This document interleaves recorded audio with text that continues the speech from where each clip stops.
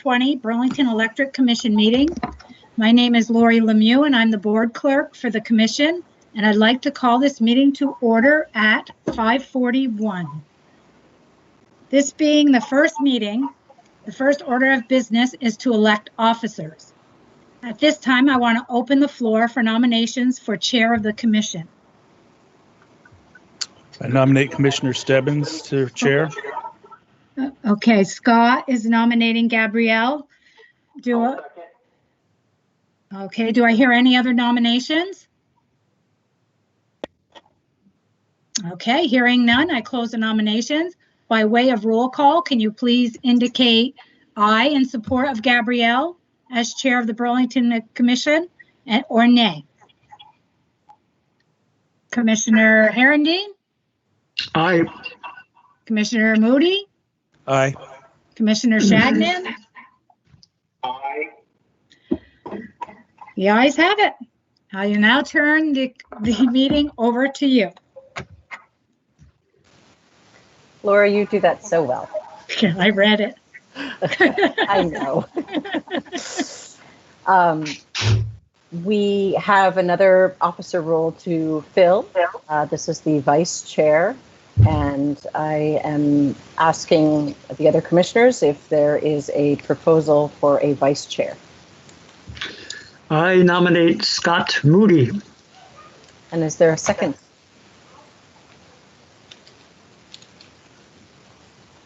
I'll second.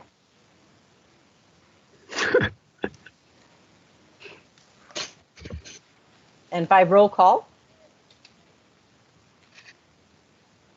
Laura, you're on mute. Would help. Commissioner Shagnon? Yeah. Commissioner Herendeen? Aye.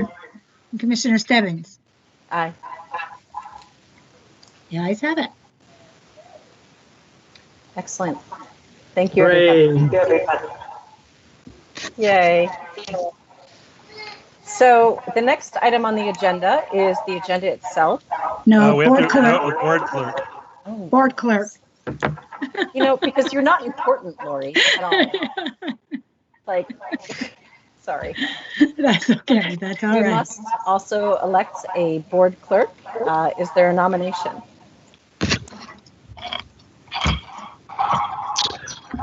I nominate Lori Lemieux. Thanks, Bob Bob. Herendeen nominates Lori Lemieux. Is there a second? Second that. And By roll call, Commissioner Shagnon? Aye. Commissioner Herendeen? Aye. Commissioner Moody? Aye. Commissioner Stebbins? Aye.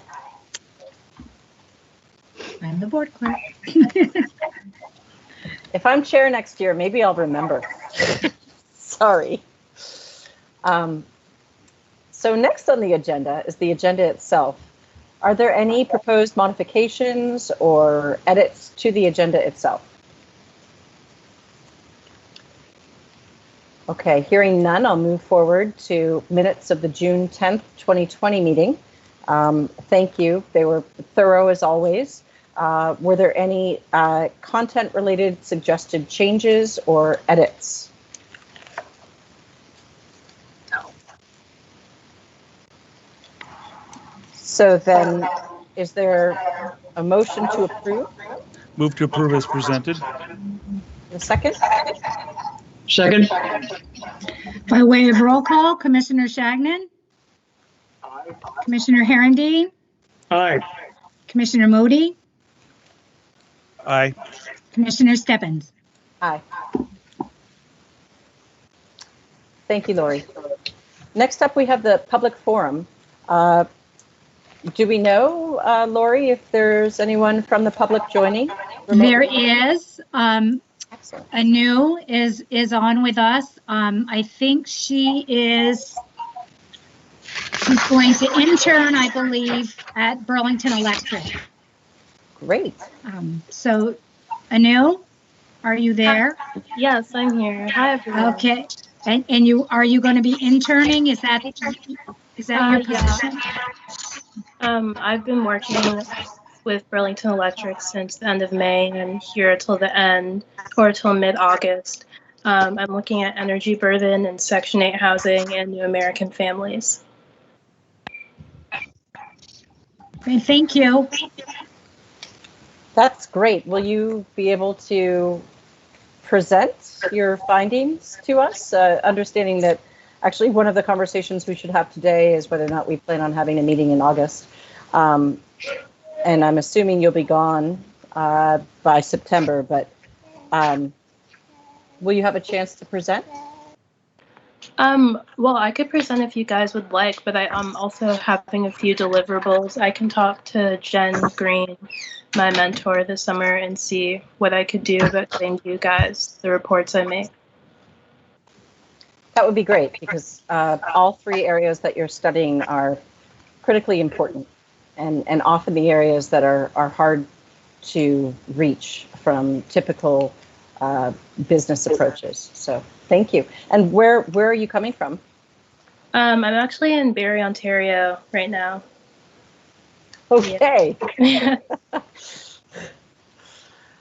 I suppose that's closer than Texas. Maybe. Yeah.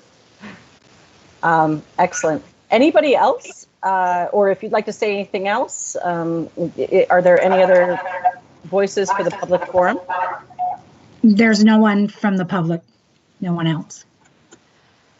So we'll move on to the Commissioner's Corner. Again, this is an opportunity to highlight any issues at the start of the meeting. Do any commissioners have any issues that they would like to raise?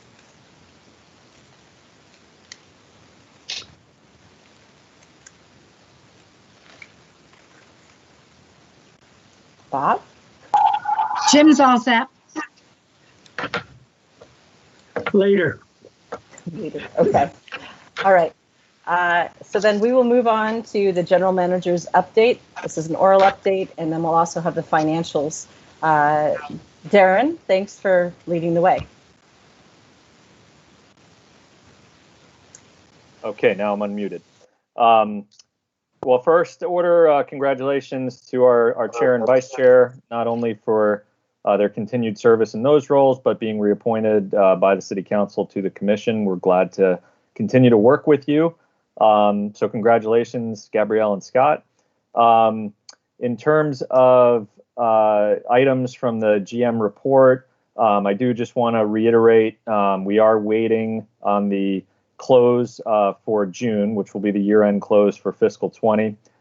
We are still projecting net income to be plus or minus about 100,000, depending on how June goes. We are also investigating the impact of some pension liability issues, which in previous years has had some impact on the net income financial statement. So we're waiting to see what impact that may have this year. But needless to say, fiscal 20 will not be what we had all hoped it would be, even as recently as March. And we're aware of that challenge. We are investigating an option with the Department of Public Service for an accounting order that could potentially mitigate some of the labor that came back to general operating from capital due to COVID-19, which had some impact on the net income. I don't think that'll completely resolve our challenges, but it may smooth some of the impacts in FY20 and help us with our net income financial statements, some of our ratings factors for FY20 if we go down that path. We are submitting FEMA reimbursement, but the challenge there is labor is not eligible, so we're really looking at expenses, and it's 75% reimbursement. We're expecting it's going to be somewhere on the order of 30,000 or so expenses that we may submit. So we're not looking to see a significant swing in the FEMA reimbursement piece. The other piece is there is some discussion in Congress about another COVID-related piece of legislation that the Senate may work on when they return from recess. We've been in regular contact with all three members of the delegation. Senator Leahy's office is a participant on the Emergency Operations Center calls for the city of Burlington. So we have regular contact with John Tracy and the Senator Leahy's office. Here, we've also been in touch with Senator Sanders' office and Congressman Welch's office. Congressman Welch was able to sign on to a letter supported by the American Public Power Association calling for including municipal utilities in a paycheck protection program like has been provided to the cooperatives and the investor-owned utilities. So we are hopeful that there could be some relief in that way in future federal legislation.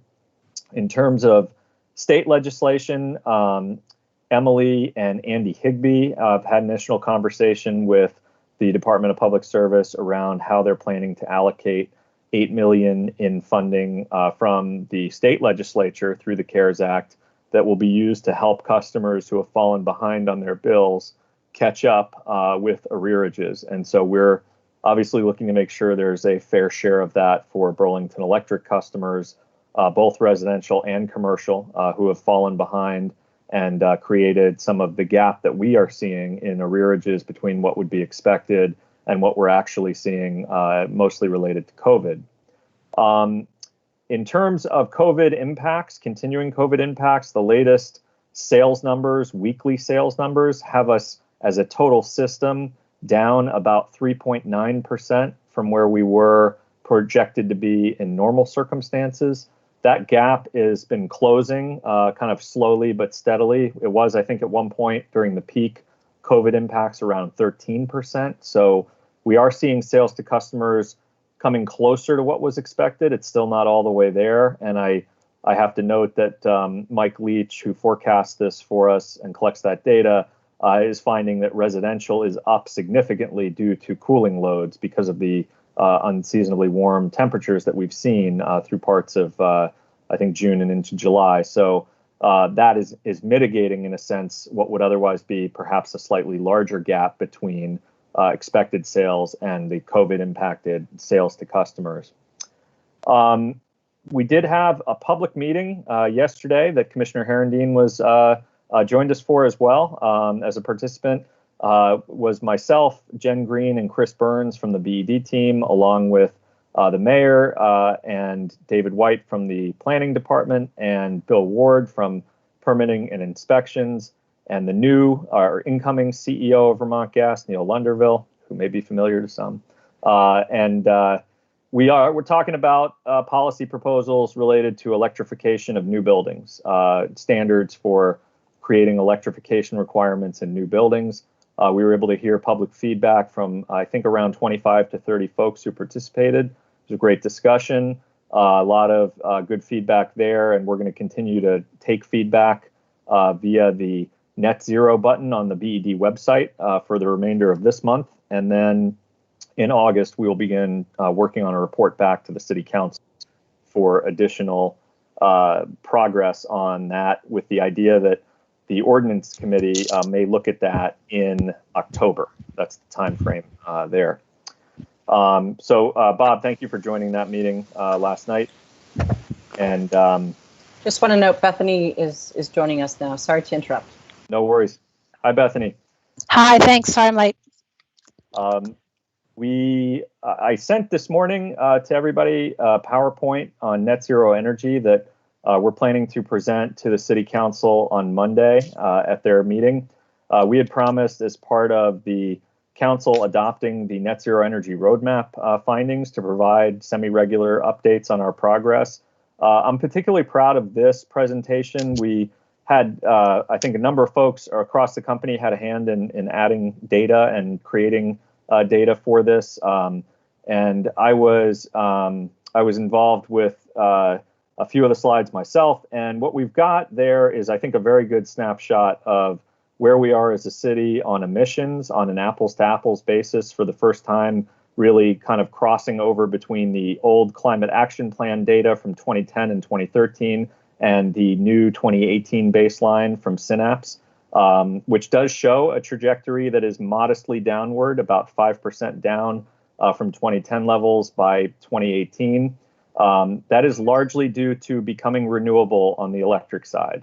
That is not due to a decrease in natural gas or transportation-related emissions, but really because back in 2010 and 2013, we still had significant emissions associated with electricity that we don't have now.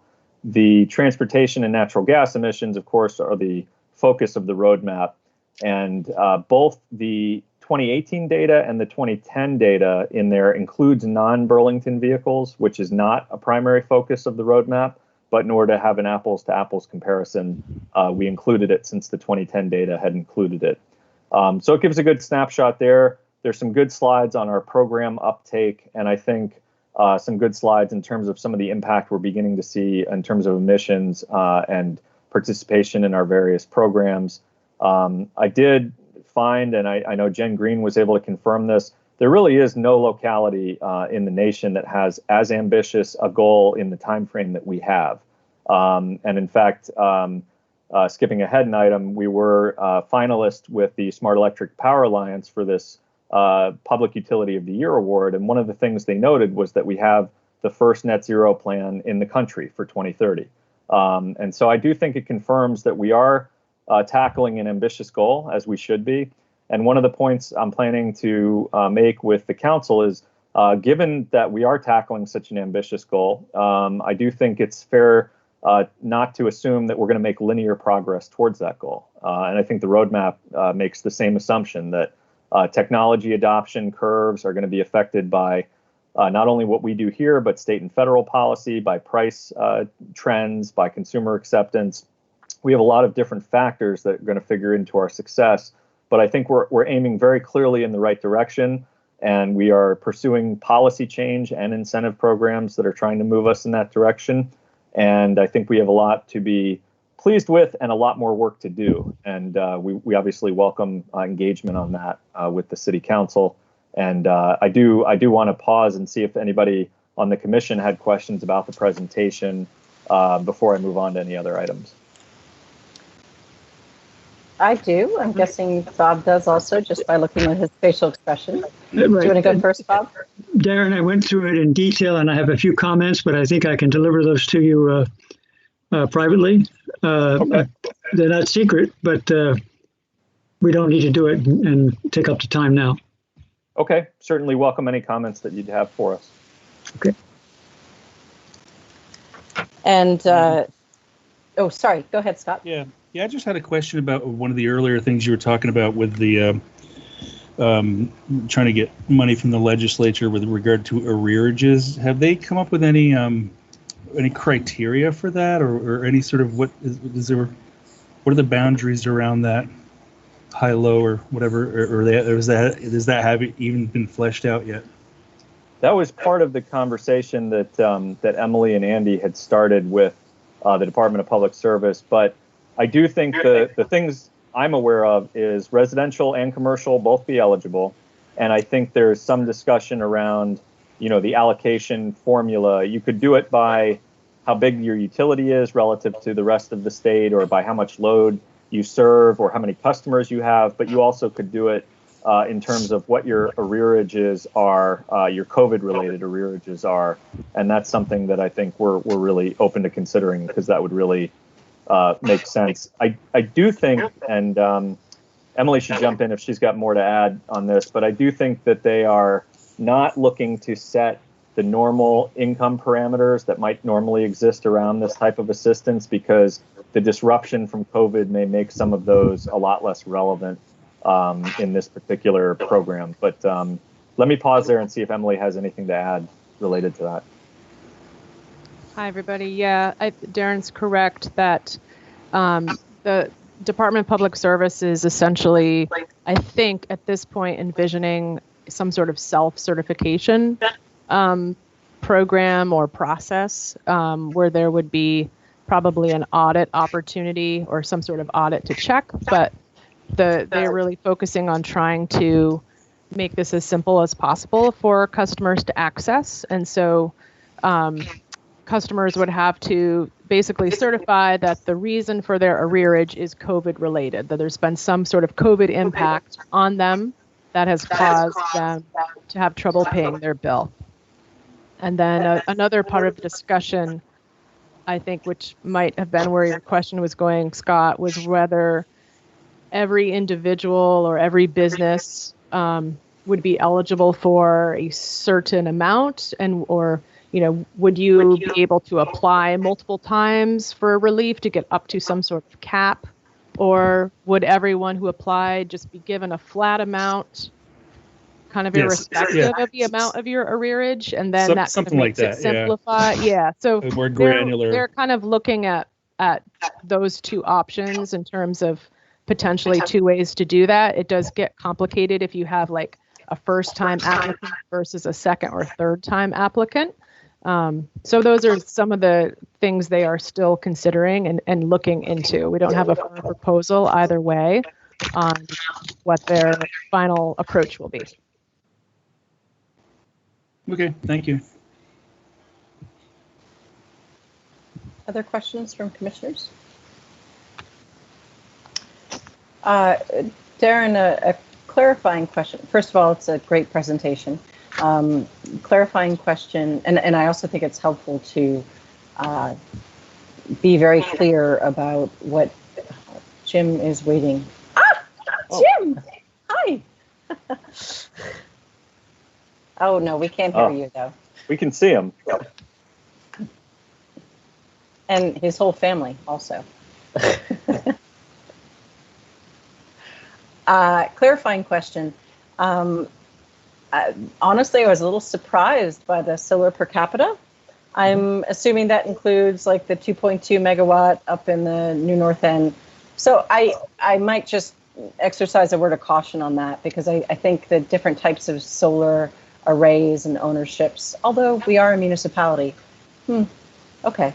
Just maybe, keep that in mind, that that could be an area of question.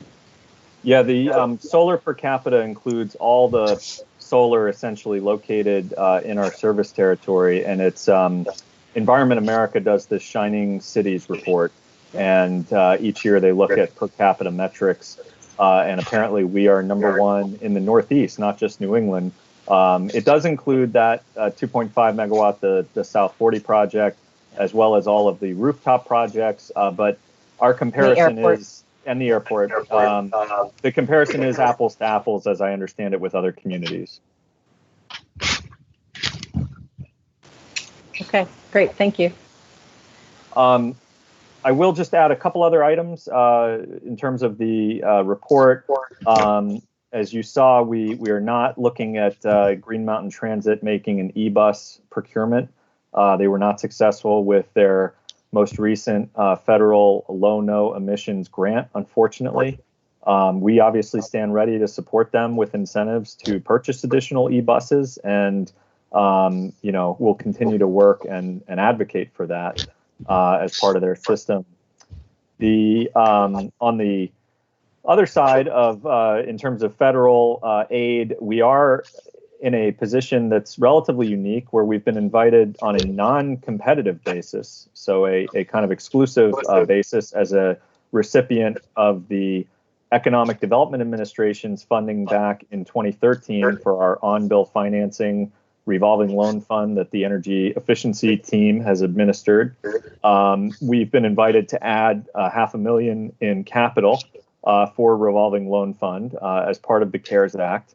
This new funding, unlike the prior funding, will be able to support a kind of a broader array of projects, including heat pump and VRF type systems, as well as conventional electric efficiency measures. And we do anticipate it bolstering our green stimulus efforts to offer 0% financing for small businesses and nonprofit organizations to pursue efficiency projects during this challenging time. So we're excited to be considered for that by the EDA, and we'll, if we are indeed successful, we'll be bringing that approval to the City Council because it'll be a multi-year grant of over a certain amount, and I believe it triggers that requirement as it did in 2013. But we are excited about that. And then lastly, on district energy, I did just want to mention that we are continuing work with phase 2. We did have a good conversation with the new facilities director at UVM Medical Center in June, and had him, George, as well as Heather on their facilities team, who we've worked with on this for a while, meet virtually with our team, with Evergreen and with the folks at VGS who have been working with us. And we expect full re-engagement with the hospital by September. And at that point, we'll be able to make additional progress on phase 2 with the hope of having some recommendations in the fall. We were originally hoping to have recommendations late summer, but the hospital's completely appropriate lack of availability has moved our time frame a little bit on that. But we have made additional headway with our work with DPW on routes, with Evergreen's work with McNeil on the engineering side of things. And I think we'll be in a good position to re-engage the hospital in September. And with that, that's everything we have for the GM report. That's good news.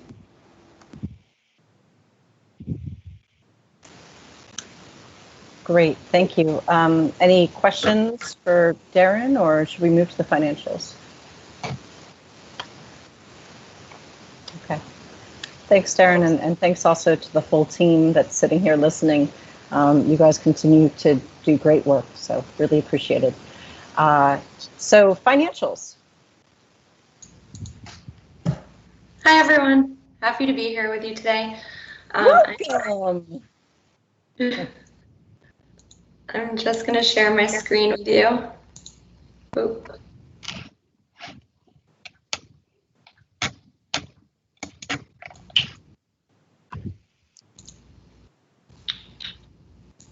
Okay. You should be able to see some graphs. Is that what you're seeing? Okay. So consistent with what Darren was mentioning earlier, I thought it would be good to just start with how our sales are tracking throughout COVID, because it just gives some good perspective for the financial results. So these graphs are consistent with what Emily showed last month, and what we have here is how our sales are tracking through COVID. These first two graphs are residential sales, and the bottom two are commercial. And what you can see here in the first graph for residential is that our actual sales are above budget, and that's because our residential customers are home using more electricity. In the May timeframe, we were up roughly 5% for residential customers, and now we're closer, so now in the June into July timeframe, we're closer to 10% that we're up for residential customers. Commercial customers are down. This dark blue line is actual versus where we plan to be. And commercial customers in May were down to roughly 15%. And now we're in a place where they're down closer to 9%.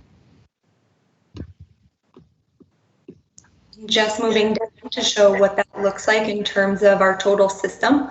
Because commercial customers are the bulk of our load, even though residential is up, we end up being net down due to our commercial customers. So for the month of May, we were down roughly 10%.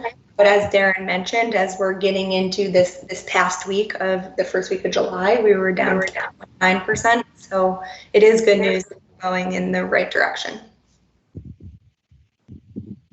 Any questions on these graphs? No. Okay, and just moving into the financial review. Able to see the income statement? Okay. So net income we had for the month of May was $520,000, budget of $943,000, so we were down $415K. Just I'll start at the top, work my way down. Sales to customers was down $357K, and that is largely driven by COVID. Commercial customers were down $500K, offset by residential was up around $150. Power supply revenues were up $461K, and that's driven by REC revenue sales. Power supply expenses was up $121K, and that is driven by increased purchase power offset by some lower fuel costs. Operating expenses is down compared to budget, but that's largely driven because our COVID-related time is recorded right now down here in other income. And but for that, we would likely be close to or over budget because of some capitalization due to COVID, or lack of capitalization due to COVID. And our other line is down compared to budget, and that's driven by COVID is about 275K of this 568K unfavorable variance, and the remaining 300K is driven by customer contributions, not doing the customer contributions due to COVID. And that's the highlights of the income statement. Does anyone have any questions on the income statement? Yeah, this is Bob. Customer contributions are down. What is a customer contribution except paying your bill? A customer contribution in that if they have us do a project for them, they will give us the money to perform that project. So those projects are happening because they're delayed due to COVID. Okay, thank you. Got it. Yep. Any other questions on the income statement? No. Okay. So jumping down to capital spend, and this is preliminary results as of the end of June. But so for our fiscal year, we spent roughly $4 million, which is $3.9 million less than what we budgeted. And the decrease is, of course, again, driven by COVID, as well as less spending on our IT Forward project. Those are the big drivers. Moving down to cash and investments, we have roughly $9 million as of the end of June. And just for comparison, at the end of last June, we had roughly 8.2 million, and we were budgeting to be at 5.9. And then just coming down to our ratings, we have 3.32 for our debt service coverage ratio, which is up from last month. We were at 3.15 for the month of April.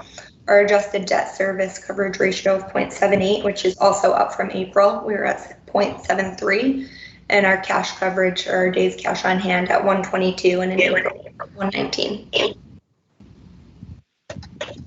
Any questions on PP&E or the cash or our ratings?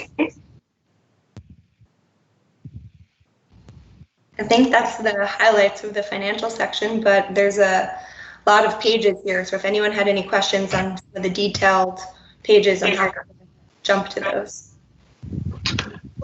I have a general question. Yeah. It looks as if our interest payments are about 10% of our operating expenses. Is that right? I will have to double check that.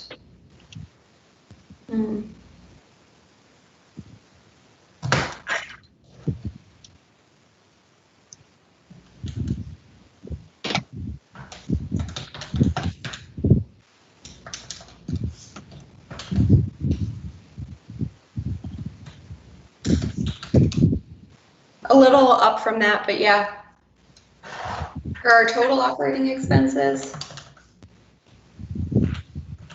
Actually, when I look at the numbers that you're showing now, it's a little less. Yeah, if we do the 2,367 over total operating expenses, it's closer to 4%. Right. Okay. Well. Okay.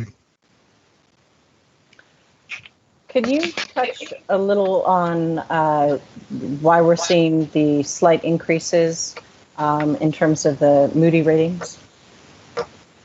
Yep. I'll just scroll back down there. So the slight increases I mentioned were compared to April, and these calculations are based on a 12-month, like the last 12 months. So the month of, so May 2019 rolled off and May of 2020 rolled on, and our rec revenue was up in May of 2020 compared to May of 2019. So that's the bulk of it. There's of course some shifts in operating expenses, but my recollection is that's the bulk. Okay, thank you. I was wondering where that direction was coming from. That's helpful. Thank you. And as the commission will note, the impact on the Moody's metrics from COVID is having the effect of having a lower adjusted debt coverage ratio than we were aiming for. because we are seeing the impacts on net income. And then conversely, because we really did slow down on cash expenditures, we didn't see capital projects moving for a variety of reasons. Cash on hand is up relative to the 90-day metric that we shoot for. We actually are exceeding that. I think we will likely exceed that for the year end as well. Yep, great point.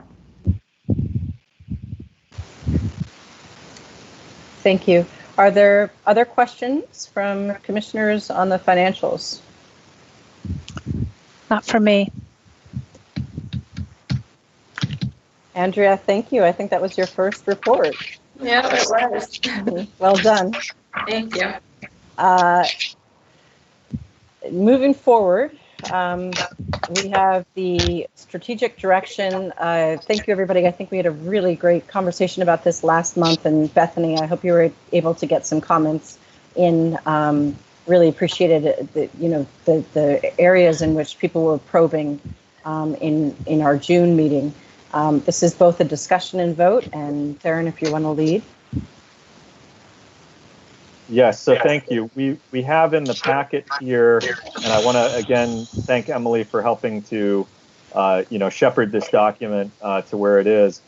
We have in the packet here the changes that we've made, kind of a track changes version, as well as a clean version. And in terms of the difference between last month and this month, the couple of items that we worked to hone in response to the comments from the commission and the feedback we received was putting an even greater emphasis on equity and diversity, which I'll mention in a moment, and then also strengthening some of the language in some of our program areas as well. So I think if you have the track changes document open under the strategic objectives, engage customers and community, we've made a change around the third bullet here. And it really focuses on a prioritization for low moderate income, for our rental population, for the BIPOC community, the immigrant and refugee community, really trying to call out more explicitly folks in our community who may need additional assistance from BED to access our programs, to be able to participate in all of our programs, who we need to do more outreach and work with. That is complemented as well by a change that is on the first new bullet under invest in our people, process, and technology.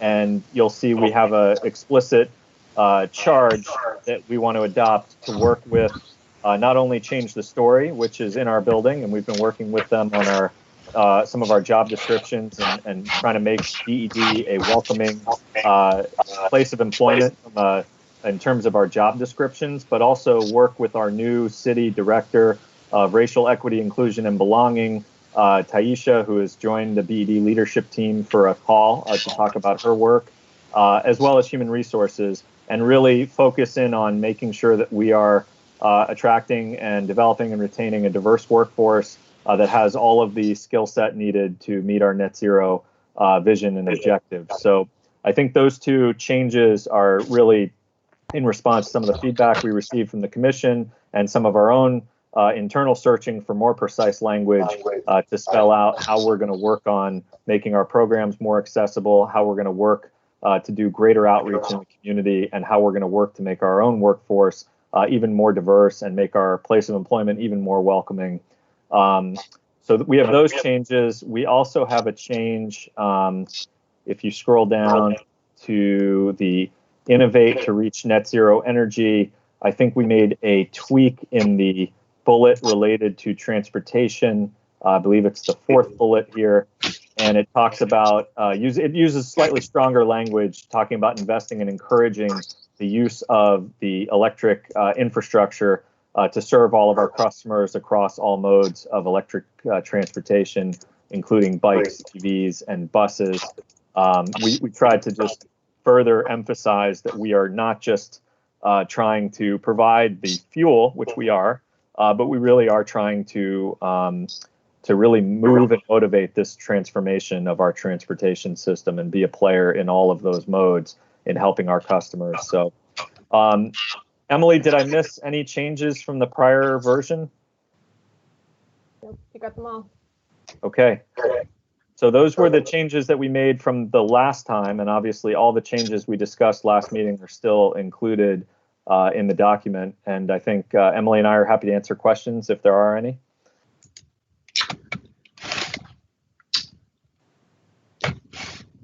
Hi, this is Bob. Am I on? Okay. I know I've said this before, but I still have trouble with the idea that I'm in the elevator and somebody says, "What's net energy about?" And I say, "Well, it's really about carbon." I don't think we should change the name of the project at this point, but I'd like to think that right up front, it's clear what it means.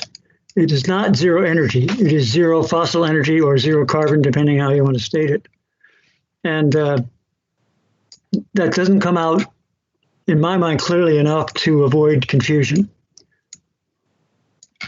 And you're referencing the vision statement? For example, yeah. And right, make Burlington a net zero energy city. Okay, what's that mean? I'm not sure you have to put it in that statement, but I would like to think it's pretty soon after it. And I think in your PowerPoint, I think that's how you do it. You say it pretty quickly. If I were starting from scratch, I'd probably pick a different title for the whole project, but never mind. We're where we are.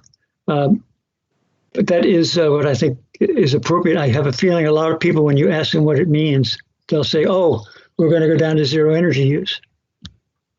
Right. No, we've actually had that conversation a number of times, and it's interesting because I do think that there is some buy-in to that framing.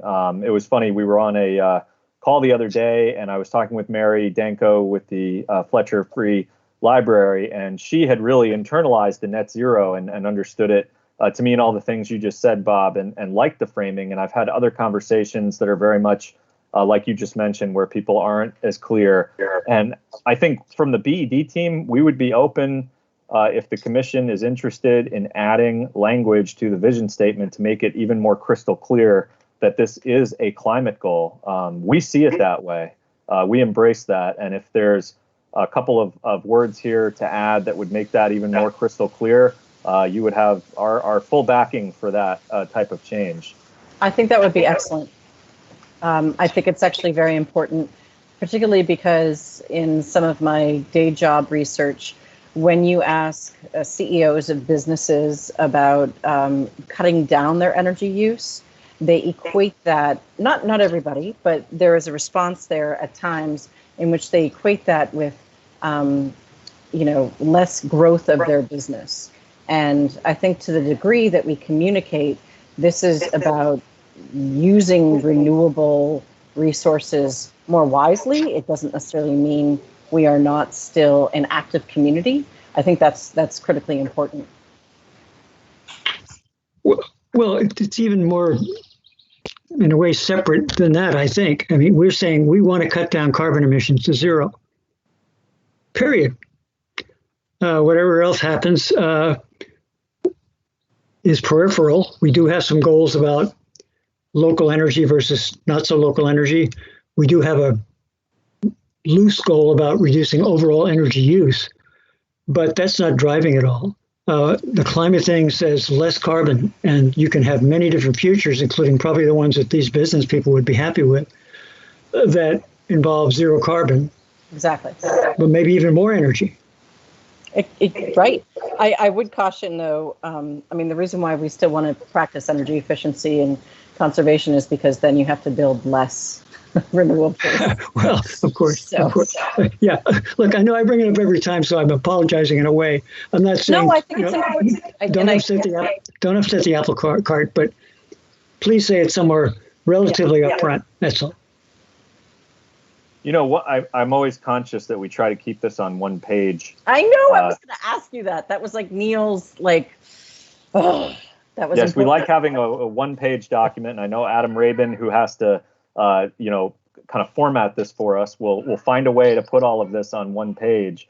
But with that in mind, maybe there is an opportunity for a dash next to vision, and then some words that make clear this is our climate change vision, as opposed to, it's not zero energy, as you mentioned, Bob. It really is our climate change vision to reduce and eventually eliminate fossil fuel use across these key sectors.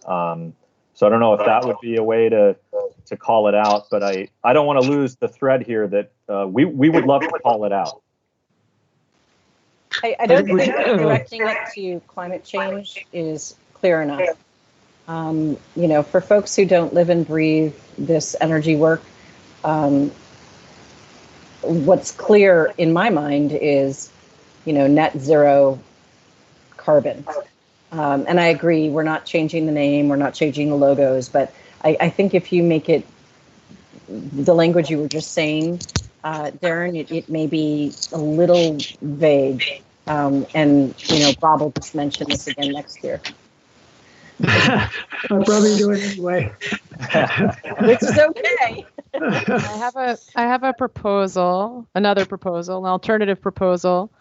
How about if we put it read, make Burlington a net zero energy city, and then we inserted the words, by eliminating fossil fuel usage across electric, thermal, and ground transportation sectors by strategically electrifying, et cetera, and then the rest of the vision as it stands. Sounds good, roughly. Yeah. Sounds good. And we'll do this again next year. Yeah, I like using fossil fuel instead of carbon. I think it's clearer. And I think it should be surface, not ground transportation myself, but that's my, every time I read it, I think it should be surface, but whatever. Okay. I don't think that's a huge.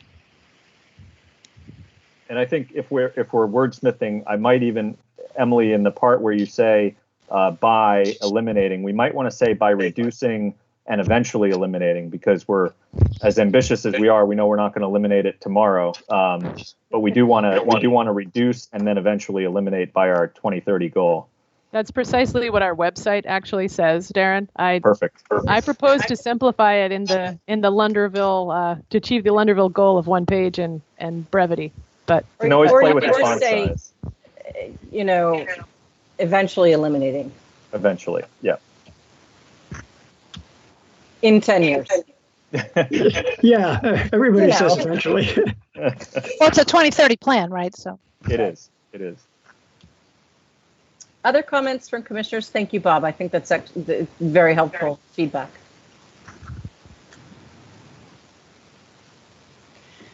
So I had one question, which is, I appreciate all the focus on transportation and electrified bikes, etc. Is there any role, it's probably scope creep, but for BED to try to support more transportation that's just walking and biking? We've had some conversation around that, and I think that really gets to where the net zero roadmap is a city plan and not just a BED plan, because we really see the potential for coordination with planning, with DPW, with other areas of the city that have a clear role in defining what the land use plan of the community is. And we've had some good, and they've been disrupted a little by COVID, but we had started to have some very good coordinating meetings around the roadmap with other departments, and bringing them in to talk about the pieces of the roadmap where their policy kind of prerogatives really overlapped with what we're trying to accomplish.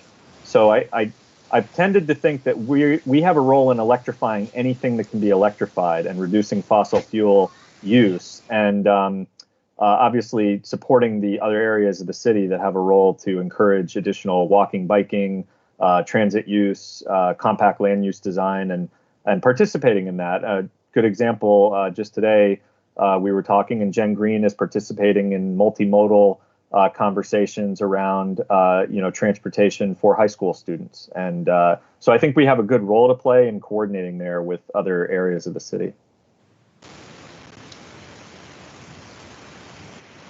Yeah, I agree with that. I agree with that sentiment too. Like we're more of a BED's more of a stakeholder in that conversation, not driving this conversation. Darren, I will mention something that I was going to talk about in my note to you. The first slide in your PowerPoint is the net zero logo. Is that the city's or ours? We designed it at BED, but I think it's been used by us primarily in our materials around net zero energy. I think we've used it at some city events, so I think it could be a joint logo per se, but we did design it in-house here at BED. Okay, well, it's another small point, but since Gabrielle made her comment, the bicycle in it is not an e-bike, and there are no people in it. Yeah, fair point. Okay. Fair point. But never mind about what kind of bike, doesn't matter. But I thought one of my comments to you would have been, think about putting a person in the thing as well. Mm-hmm. Okay. I don't think Mike can. Oh, Mike is on. And Mike can share that feedback with Adam Rabin, who helped design that logo. Sorry, I was on mute. I would be glad to do that. Okay, thanks. Attention to detail. Other comments from commissioners? No, So- except for I'll just say I think Bob's right. People, everything's for people, right? It's not for the system. So putting a person front and center that's why we're here. Well, we're the ones who are using everything up, so. Sorry, but it's kind of true. One other comment that I really appreciated seeing the additional focus on reaching out proactively to new Americans, etc. I guess it's challenging because we're in COVID still, but I really loved the news that you all shared maybe a year ago about what it meant when a BED staff person went to like the old North End community centers. And I want to flag that and not have that be lost, because I think when you meet people where they are, that's when you really connect. Yep, couldn't agree more. And a lot of credit to Brian Riley on the energy services team, who made a habit of visiting the family room in the Old North End at the community center, and has visited a number of other areas around the city, and is a relative fixture in a number of the schools around the city in terms of sharing energy education, and who I just got a compliment when I was out mowing my lawn with my electric mower the other day. I got a compliment from my neighbor who was working with Brian to get assistance on a weatherization project. And so Brian is a great BEDer and has done some really great work in that regard. And that's exactly what we want to foster even more of, exactly that. Great. I mean, I know now is not the time, but I think that's incredibly valuable. If there aren't any other comments from commissioners or questions, and given the language change that we had just discussed related to fossil fuels, I wonder if folks are ready to take a vote. Would anyone like to make a motion? I'll make a motion to approve the strategic plan. A second? I'll second it. All in favor, roll call? By way of roll call, Commissioner Shagnon? Aye. Commissioner Herendeen? Aye. Commissioner Modi? Aye. Commissioner Stebbins? Aye. Commissioner Whitaker? Aye. As modified. It is passed. Thanks, everyone. And I also really appreciate the fact that you start with the staff. I think that's critically important, that you start with the people who, are working every day on this, and not necessarily the higher ups. So thank you for that. Last we have is commissioners, closeout check-in.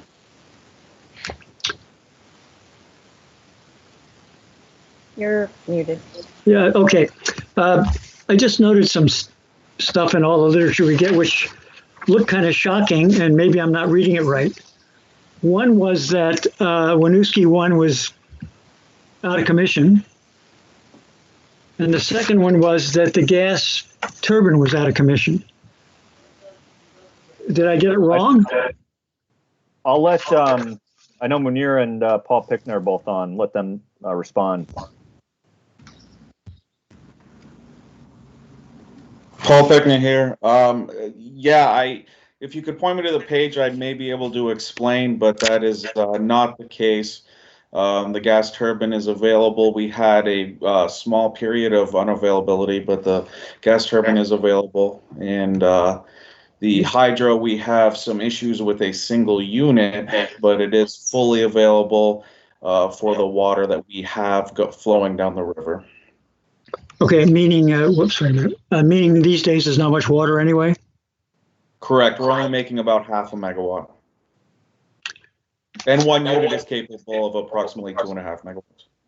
Okay, thanks. Well, I guess I should say then, if it ever rains here and we have these peak demand days, you might want to have full capacity at Winooski. How long will it take to fix? It's a scheduling issue, and COVID is a factor. Tentatively, this is not a guarantee, but tentatively, we intend on replacing the transducer that we believe has failed the 3rd week of August. The critical issue with that is, unfortunately, the transducer is located inside the unit. Okay, so we'll be at max 2.5 megawatts through that time? If we get the water. If we have the water. If we get the water, yeah. Our planning is what we're planning for is to have full availability of the unit for the fall flooding season. I should know this, but how many units are there? There's 3 units. Max for the full plant is approximately 7.5 megawatts with appropriate water. And is it like longitudinal, like 1, 2, 3? So basically, you lose that water flow over one of them. We have spill requirements as part of our permit. Yeah. They're not stacked. You're exactly. They're horizontal. Horizontal. Yeah, they're not stacked units. They're at the same head elevation, which is why, in part, why we only have. 1 unit available with the water that we have. Huh. Okay. You should really have Paul give you a tour. It's pretty cool. Yeah. Yes, absolutely. So. Let me just be sure, though. Are there times between now and the fall season when you want all the power you can get out of that thing, and because you won't be able to, we'll have to buy it somewhere else? I can't. I wouldn't bet my life on that. If there's some sort of severe event, when I say bet my life on it, I mean if there's some sort of event, it is possible we waste some water. But history would not suggest that we will lose any megawatts from now until the repair. We still have 1 unit in idle, ready to go. In addition to the unit that is only producing, a 1/5 of its capacity. Hopefully that answers your question. It does. Thanks. Okay. Munir, did you want to add anything else, or? No, actually, Paul clarified at the end. I was going to speak about the other unit available.